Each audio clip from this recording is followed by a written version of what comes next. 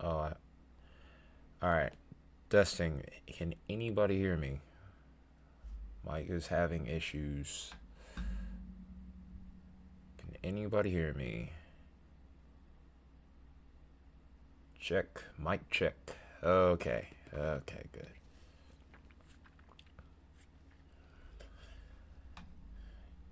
Yeah, my mic. I think my mic cord might be shorting out finally.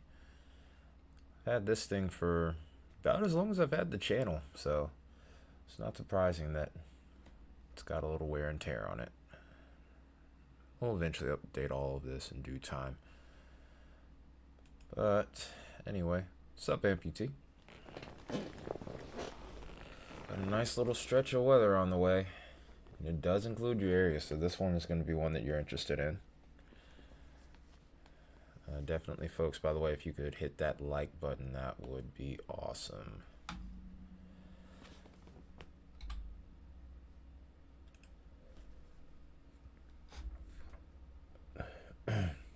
Giving this a couple more minutes to let maybe a couple more people come in, and then we'll go on from there.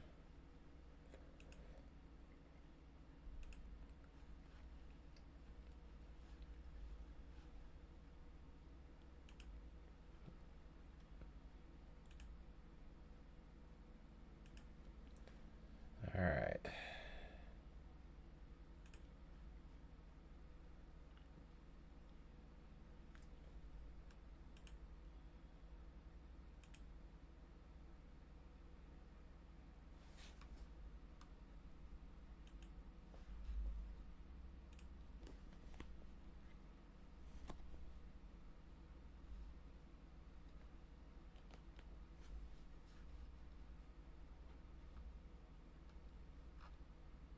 All right. So I guess we'll just get into it now. It's not too many of us on here, but it'll have to do for now. So here's our current situation. I'm actually going to go back a page. But we have 4 days of slight risk right here. All of these have a conditional threat. All of these, to an extent, have a conditional threat with a particular hazard, in particular with the tornado threat. But one threat that has been prominent with all of these is that hail threat. So really, this kind of starts tomorrow. The hail threat is the most notable threat with this one as well. We actually have a hatch risk for it, so we could see some very large hail, which would be about maybe 2 inches plus in diameter here, or basically lime or hen egg size hail. Of course, you can see this going into Lincoln, Omaha, and just outside of Norfolk. We also have Des Moines in the action too. This is probably one I'm not gonna stream because the tornado threat is pretty low right now. We probably will be on standby just in case, but I'm not really expecting anything significant out of this one as of right now. If a storm can mature, there is enough low-level shear to where there might be an opportunity, but I think that those may be few and far in between here. So we go to the day 3 outlook. We have a much bigger area of interest right here. I do think at this point we're starting to shift towards a damaging wind event. Maybe a few prefrontal cells possible here, but for the most part, damaging winds, hail, and even a conditional very large hail threat, but a pretty low tornado threat as a whole here. It's going to be caused in particular by a secondary low. Tis the season, amputee. Tis the season. Day 4 is your day, by the way. This is where we have that slight risk for you guys. And day 4 will be on Saturday. Pretty much looks like the same thing. Mainly large hail, damaging wind threat. It's going to mostly be induced by a short wave that pops up later in the day. And then Sunday is probably the most interesting day out of the bunch here. There's a lot of model discrepancy here, so as a result, we're kind of struggling to figure out exactly what could be in store here. I was looking at this last night when I was trying to make a video, but I was feeling absolutely terrible yesterday. But They did push this slight risk a little bit further out towards the east. This was hanging right on that Mississippi River boundary here, right along the Mississippi state line. Now we're starting to get into northwestern and north central parts of Mississippi as well. I do think that this probably has the best potential of having all hazards, including a tornado threat, but it's pretty conditional right now. A lot of issues with the thermodynamics as a whole here. Upper level shears subpar in some of these areas, depending on the model. So kind of all over the place with this one. So the forecast is a bit wacky in regards to Easter Sunday. It's a big one that we need to make sure we get right, especially considering that Easter Sunday is also 420 and a lot of people are going to be out and about. After that point, predictability and potential starts to drop off as we go further along into this 6 to 8 day time frame. So not really too concerned about anything beyond that point. Day 6 may hold a subsequent marginal risk at best right now, but I wouldn't really be too concerned with that. Things are kind of downtrended a little bit since the last time I looked at it. So quick rundown of what we have ahead here in regards to tomorrow. Like I said, the upper to mid-level parts of the trough are not going to be looking all that impressive here. We got to go back to 18Z actually for this one. It's going to be a while before the OOZ run or the nighttime runs come in for this for HRRR. So this is what we have in store for tomorrow here. Here's our trough that kind of fires off here. This is kind of more on the frontal end of what's a positively tilted trough here. You can see the orientation kind of hanging off this way. And then this is where our storms are expected to fire, right along this region here. You can see the diffluence here and even a shortwave kind of popping up towards this level of the atmosphere. Then as we get into Friday, we're kind of out of range for this particular model, but it does look like at least start to see a little shortwave begin to pop up here as we get towards mid-afternoon Friday. We'll go ahead and go to the mid-levels of the atmosphere, and this is probably where we're going to see the most impressive signal. Here's one shortwave, and then the second one kind of pops up here. This is where our hail threat's going to be. I expect the largest hail to occur earlier in the evening. As we go off to the east, maybe damaging winds kind of take over. Like I said, I don't expect this to be a long duration event, and this isn't going to be a situation where we end up having a large-scale severe weather event as a whole, especially not a tornado threat in this current situation. We'll get into the reasons for that in just a little bit. And of course, as I mentioned before, as we get into Friday, here's that little shortwave again that I was talking about. This is over towards central Texas, where we start to get activity firing off as early as about maybe 1 p.m. Central Time. So definitely something we'll have to keep watch of there. I'm not sure if we're going to end up going live for Thursday or for Friday and Saturday. I'll have to kind of see how things go.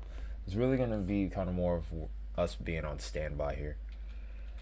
We go ahead and take a look at Thursday night. Here is that low-level jet. It's just a little too far ahead of where our storms are going to be the strongest part here, but even so, there's still a nice little pocket where we get up to about 30 plus knots on the low-level jet here. But again, it's just really this environment here is kind of capped off here. There's a lot of inhibition in the area, so kind of works against it. But if we could have gotten past this, looking at this low-level hodograph here, that would have been a good environment. But like I said, the cap's really going to help keep those storm development at bay as a whole here. Let's go ahead and get a look at Friday afternoon. Not much in the way of low-level jet. And again, this is kind of the reason why I'm not sure if I'm going to go live on Friday. Saturday kind of is going to be a similar deal. We'll take a look at the GFS to get into the details with that. Now, getting into the dew points.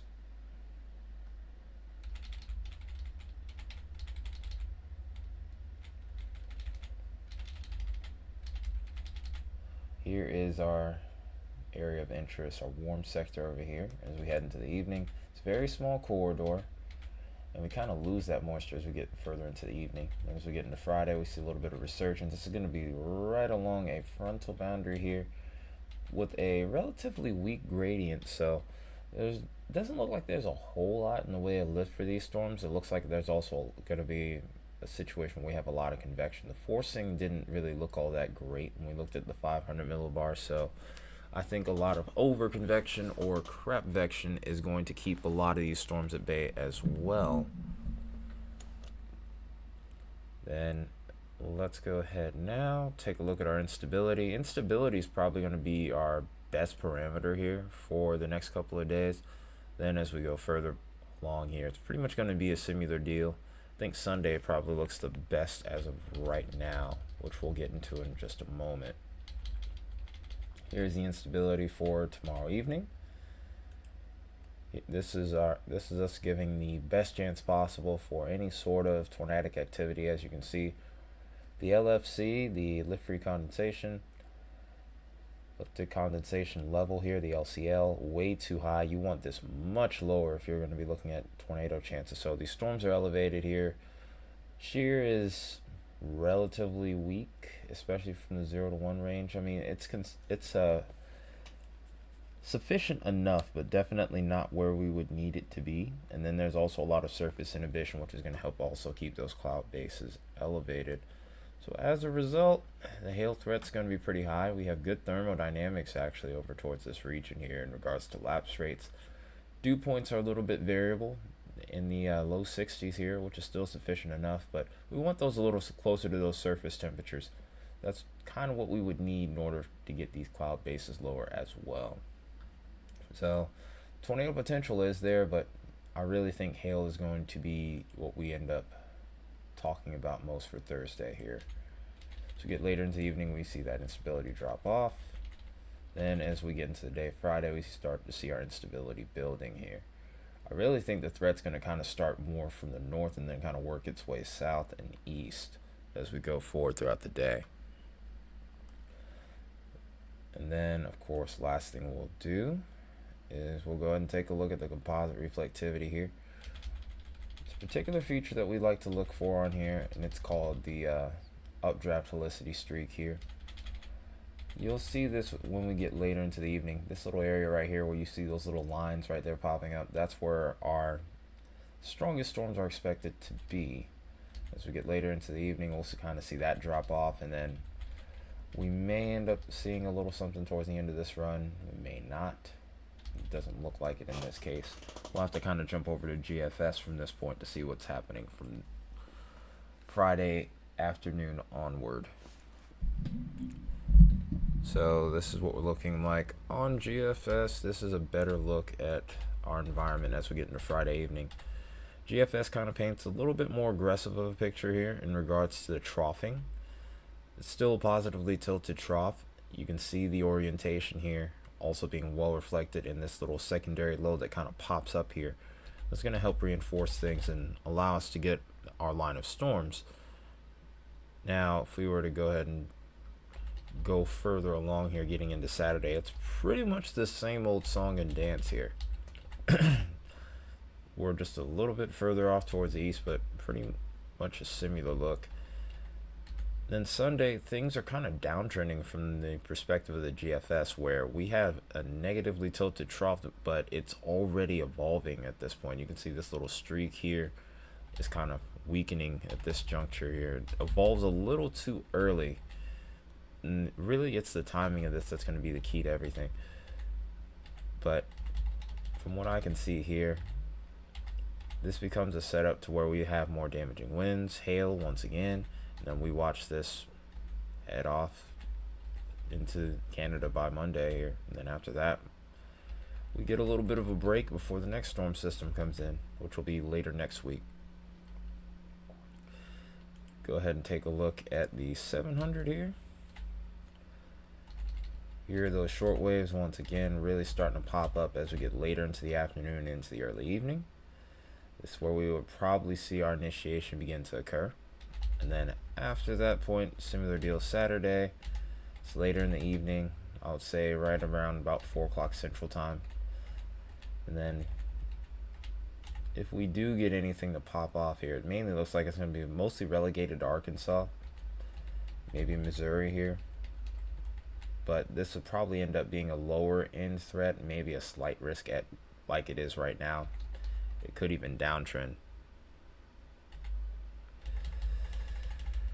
Well, Vernita, I'm not sure actually. I mean, the models are kind of going two different directions here, and I hate when that happens because it's always harder to tell. I don't think it's gonna be all that bad right now, but I'm looking at the GFS scenario. The Euro scenario is a little bit different, and I haven't even had a chance to really look at the dinner models. These are just now coming in too, so I figured I'd live. That's kind of why I went with the live stream, honestly. So that way you guys are seeing everything that I'm seeing all at once, and I'm reacting to it in real time. But yeah, Monday doesn't look, but if we do get anything, it's going to be Monday, but it doesn't look like it's all that bad. I think for the most part, it's just going to be, if anything, some rain. And then as we go later into the week, where we might get another chance of showers and storms, but I haven't really seen anything that catches my eye as anything of concern. So I think you should be all right.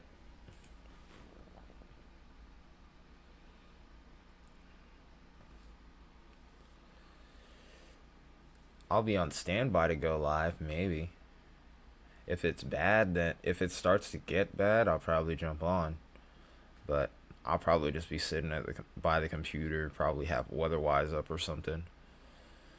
Like this week, even though it's all slight risk, it doesn't look like it's terrible. Like there's going to be hail potential for other areas, not ours. But as far as tornado threats concerned, outside of Sunday, I'm not worried. Honestly, wouldn't be too worried at all. But yeah, depending on what time Monday too, because obviously I'll still be working, of course. But I'm trying to take a look at this here at the same time. But yeah, if anything jumps off, I'll at least try to be live. If not, I'll at least try to make a post saying which area I would watch out for or something. Trying to do the best I can with what I have available. That's for sure. Well, amputee, as far as the tornado threat's concerned on Friday, it's still pretty, I would say that it's still pretty benign. Not much to really be concerned with. You will get some showers and thunderstorms overnight, though, but I wouldn't expect anything crazy.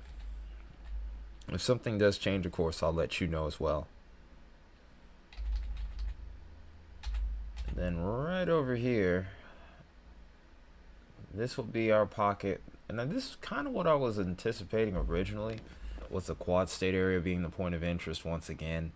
Not really too concerned about this at this point. It's a very small pocket of low-level jet that kind of deteriorates as we go throughout the evening. So this does look like it's kind of coming apart, actually. We'll have to see what happens with the Euro, but I'm definitely interested in Sunday, probably out of all the days, more so than anything else. We'll probably stream at least one of these days. Thanks for the 5, Renita. Yeah, I try to do the best I can. I definitely try. Alright, so let's get a look at our warm sector here. So we're going to see how our moisture is looking here. GFS, and then we're going to kind of switch over to the Euro in just a little bit. So this is Thursday again. Pretty unanimous at this point. As we get into Friday and into Saturday, early Saturday morning, we do have good moisture over towards these regions. Moisture was never really too big of an issue in regards to Saturday and Sunday. Really, it just has a lot more to do with the thermos here. However, that is a little bit more of a downtrend than I was expecting in regards to moisture. We would probably see areas further up towards the north coming into play based off the runs I was seeing yesterday. Today we've kind of fallen off a bit. Do need to be watchful of this area over here again towards the quad state region. We have good dew points over here. I'm actually going to go ahead and take a little sneak peek at a sounding. The thermals are subpar at this point, but it looks like we might have a situation where there's a lot of issues in regards to our lapse rates as a whole here, regardless of which level of the atmosphere we're looking at. Lapse rates are not very impressive at any point here. We're struggling to even get past a 6, so looks like there is a struggle here with the air mass recovery towards this region, because I do anticipate early Sunday that there will be an MCS that goes through the area. And we jumped way too far ahead here. So I'm going to click that again and make sure I have it right. Yep, I did. Okay. Yeah, there could be some struggles with air mass recovery with this, according to GFS. Do get a moisture turnover area on Monday. I don't expect much to come of it. Like I said, we'll have to see what happens with it. I'll mainly just expect chances of rain here and there. Chances of high winds. If we do get storms and they mature a little bit, the chance of high winds will be there. Kind of, like I said, I'm really not sure about how this system is going to set up here. Like I said, the models are in serious disagreement right now. Like, I'm showing you what the GFS is showing you right now, what the GFS has got to offer here. The Euro has been kind of trending the other way with it. It's trending a little bit more aggressive, but it's also trending a little further north, or at least that's what it's been doing. So it's always these kinds of forecasts that are really hard to kind of nail down, because especially if you look at multiple models here, it's kind of hard to figure out which of the two outcomes ends up winning out. Hey, G bro. Alright, so here's our instability for Friday. There's a substantial amount across our areas of interest. Here's Saturday. Saturday is a little bit more marginal. And then Sunday, the instability, like I said, I really think this has got a lot to do with the lack of air mass recovery for this area. Like I said, the best area seems to be here, but I think there's too much convection. If we get enough instability here, we have a chance of a tornado, but it's going to kind of be on the lower end. You can see the lapse rates again, big time limiting factor here. Also think cloud cover towards this area is also going to come into play as well. And then as we go into Monday, we do have some instability available. Let's look over here towards Atlanta, see what we got. This doesn't really look like a whole lot. Storm still could be stronger. Maybe the chance of damaging wind gust here and there. But I'm not looking at anything that seems like it's going to scream to me that this is going to be a high-end event. The wind shear profile, especially at the lower levels, is kind of subpar.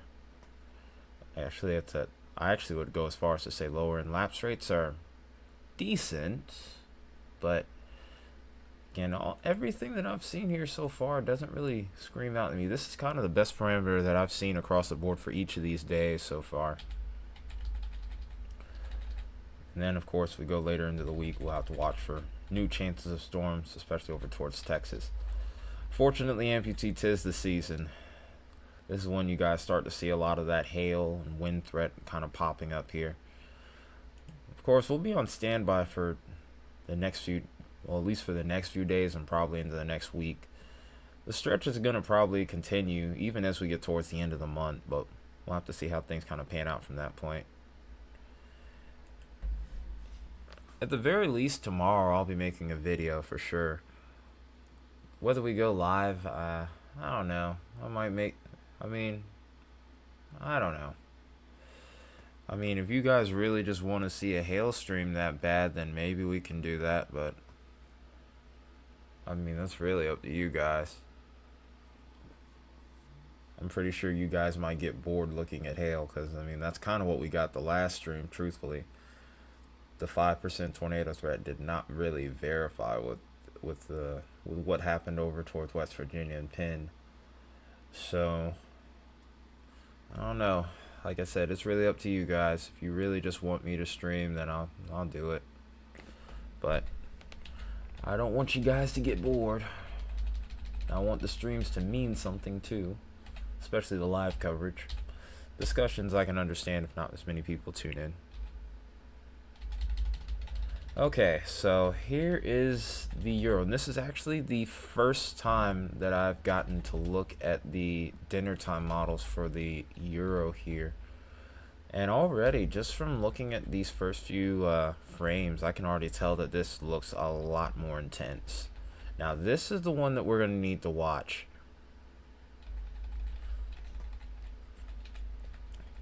I would love to actually see some hail again. Then again, I don't really have anywhere to hide my car, which kind of sucks. So there is that. Alright. All hail talk aside here, though. Here's our threat for tomorrow evening. Like, there's pretty good agreement on Thursday at this point. I'm not really expecting too much in the way of surprises. The only chance that I expect an uptrend in anything might be for the hail threat. In regards to the tornado threat, unless the moisture can somehow uptrend up towards maybe central parts of Iowa here and maybe eastern parts of Nebraska, I think we got what we got at this point. Now, looking at the setup for Friday, this trough looks a little bit more intense. For the most part, I still think that we're kind of a shoe-in for maybe the damaging wind and hail threat here. Tornado threat seems like it could be a tad bit better due to the positioning of the trough here, along with this reinforcing trough there.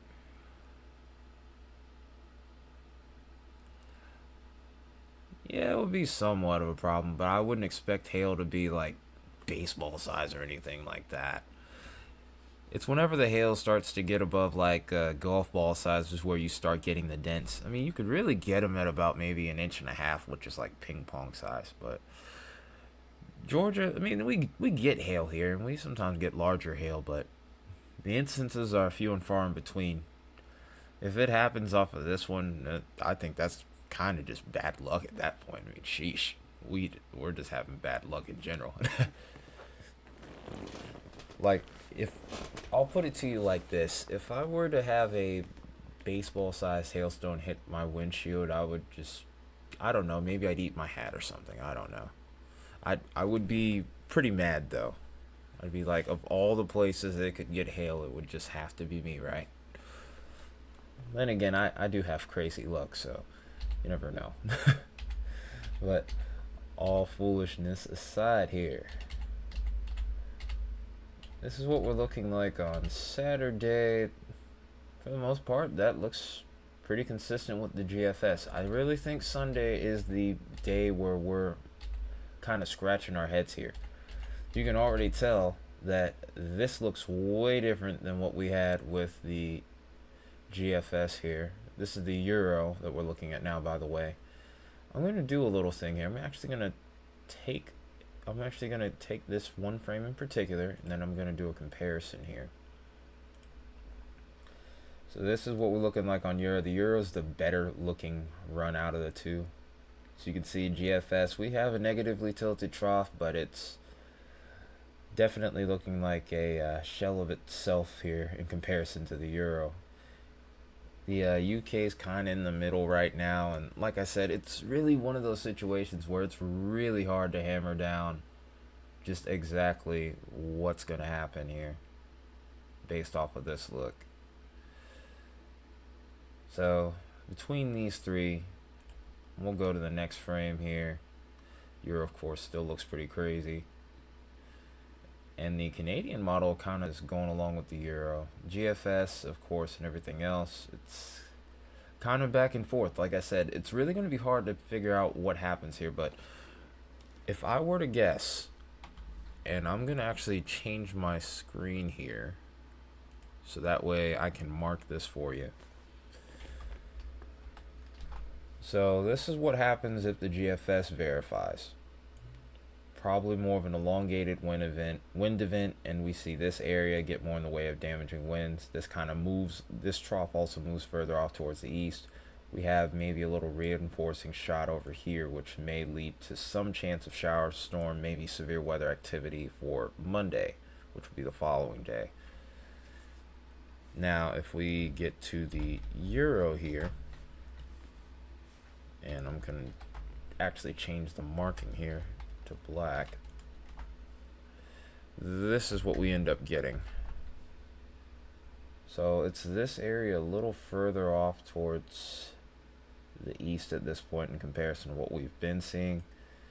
I also think that this could kind of veer back a little bit over even towards parts of East Iowa here. May even include the Chicago area depending on how this trends. But somewhere along this area we would expect damaging winds to probably still be the dominant threat.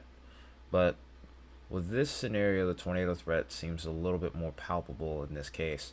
But also with this, I would expect the storm motion to kind of be up towards this way and the overall storm system to kind of push over towards Canada sooner, which will kind of nix this area over here to an extent. The severe weather threat most likely would be lower here with the Euro scenario. So kind of hard to, like I said, it's kind of one of those things where it's going to be really hard to figure out just what exactly we have in store for each of these areas. It's going to be probably right down to the wire where we really get a good picture.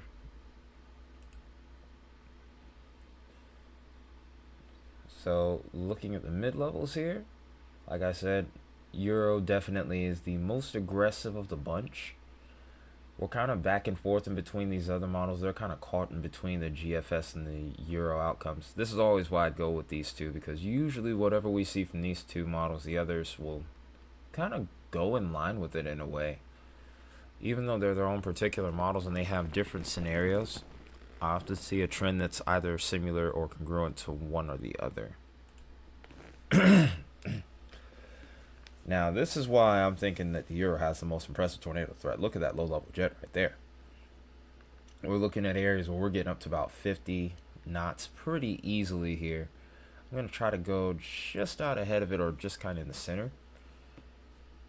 And even though this isn't like the best sounding that I've picked up on so far, you can tell by this little red line here, this is the low levels of the atmosphere, that loop in the heliograph that I've always talked about with many of you guys. This has been the point of interest, and more often than not, this is what we would have to watch if we were to get a sufficient thunderstorm to form in this environment. See, GFS here kind of pales in comparison. Not quite as organized. Still would have a chance of tornadoes, but it's kind of discombobulated in comparison. It's a little bit more organized with the Euro here. Canadians kind of leaning into the Euro scenario here. Icon is kind of leaning a little further back in regards to the trough progression as a whole. So there's a little bit, like I said, a lot of model discrepancy, a lot of confusion here. UK Met's kind of going along with the Euro here. It's hard to say just which of these two models are winning out in regards to the trend battle here.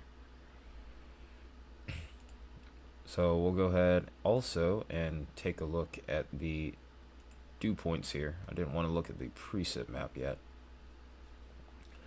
Euro shows a better moisture return. This is what the GFS shows. Kind of seeing everything lean a little further off towards the east. And here's the icon. Icon's kind of in the middle. We have the UK Met, which is kind of leaning a little further towards the Euro scenario. And then we have just everything kind of caught in between. Now, this is where I think things are going to get the most interesting, and it's going to be in regards to the Cape here. Our Cape is going to probably be one of the big determining factors with this setup here. Now, obviously, this metric is going to be a little different because I can't look at surface Cape, which is particularly on GFS. GFS can't look at mixed layer Cape, which is particularly on the Euro.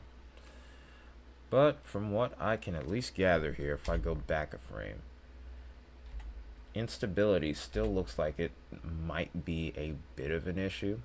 Keep in mind the global models have not been the most reliable historically when it comes to looking at the instability levels.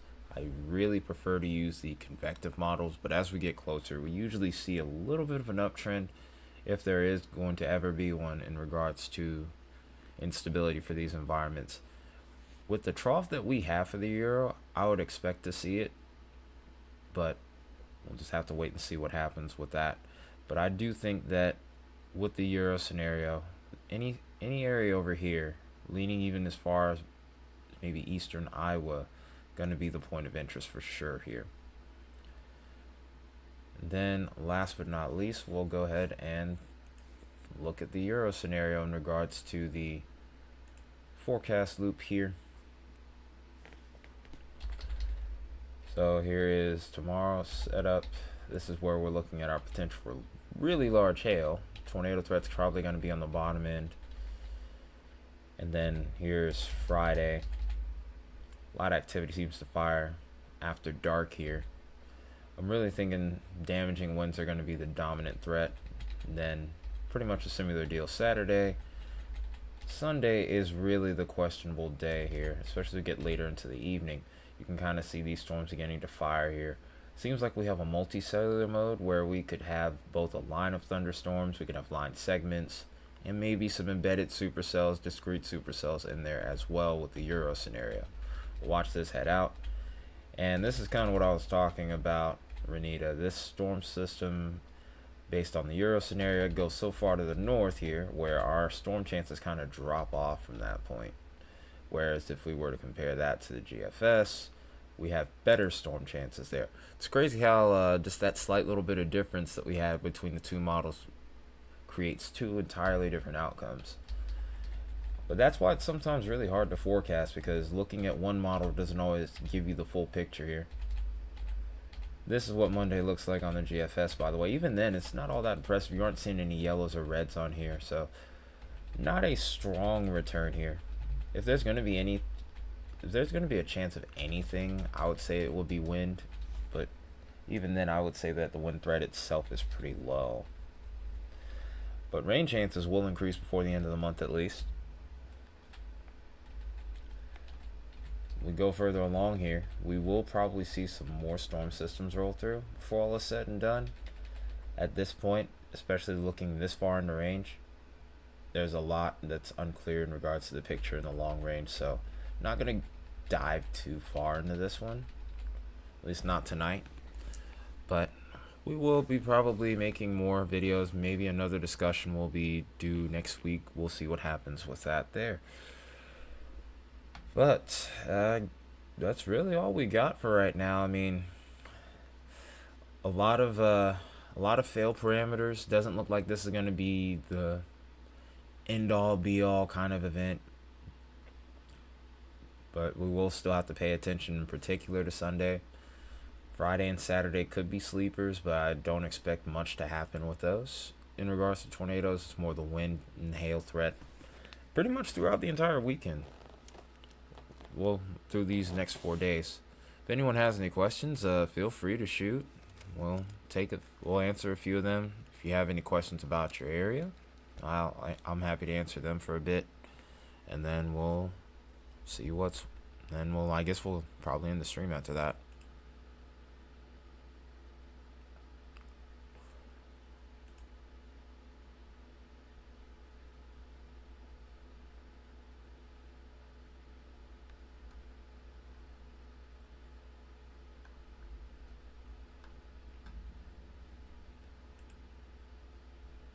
Okay.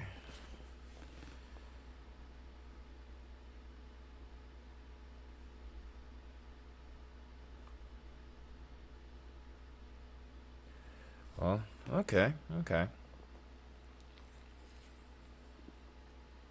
Well, I hope any concerns you had, I addressed them pretty good.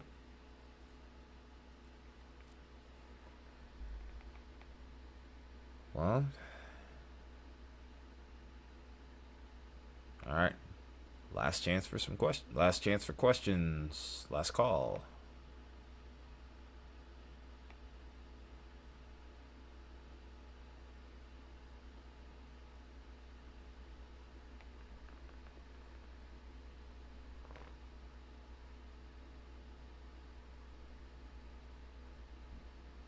Alright, I guess that's that then.